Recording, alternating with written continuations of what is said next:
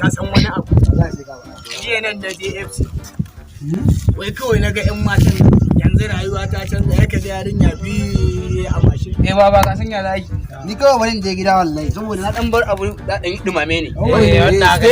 ka san ana dan zuwa ba mu aya wallahi na ware ka zauna ta nan ne kawai steady ne ka gane cewa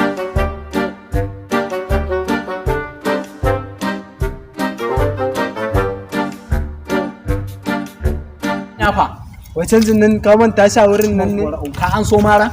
na an so solution fa ba duk ba su ba ka mana ya wallahi kana da matsala ina ga ya ma wannan wasu lajiya ne kana wannan a to kai ka sani ai ko ba haka bane yanzu ya wata yawa ko ba kake gani dai to kai ya kake ganin dai za ka ba da canji a ni ba ran ba da canji ba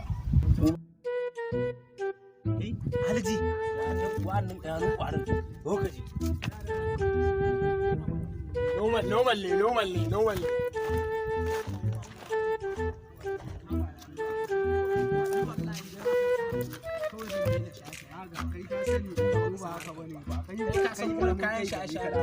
kai karamin kai bane ka kai matsalar kake nan wallahi haba da Allah ni ina ganin ko ba ka ba nan ma gaba da ya a to kamar ina ruwa na kuma ta sama da aka yi ba ruwa ko ba ka wani ba kai na ga ma kai ka bari kawai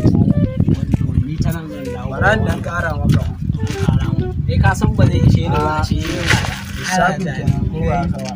ayan na labe ta nan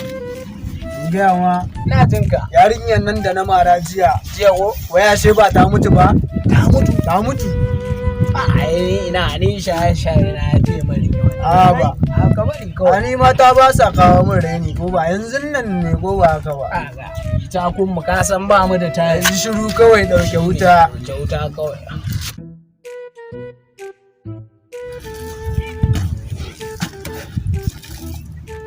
Kana jagora gemu. Ai, magana ba yake ji kai na ma magana nake ji. Kai ita da Allah, kai ita. amma da Allah ku rage mu Zo ne ina da ka je. Ana magana yake ji ba ka ji wallahi ba na ji kai ka bari in ma mutanen boye ne mu muna da abin da ya ci uwar sa. Kai karamin ciki me ya rage daga nan ba ƙarshen duniya. ka jin magana ne Wallahi ma maganar nan nake ji ba haka ba. To wallahi mutanen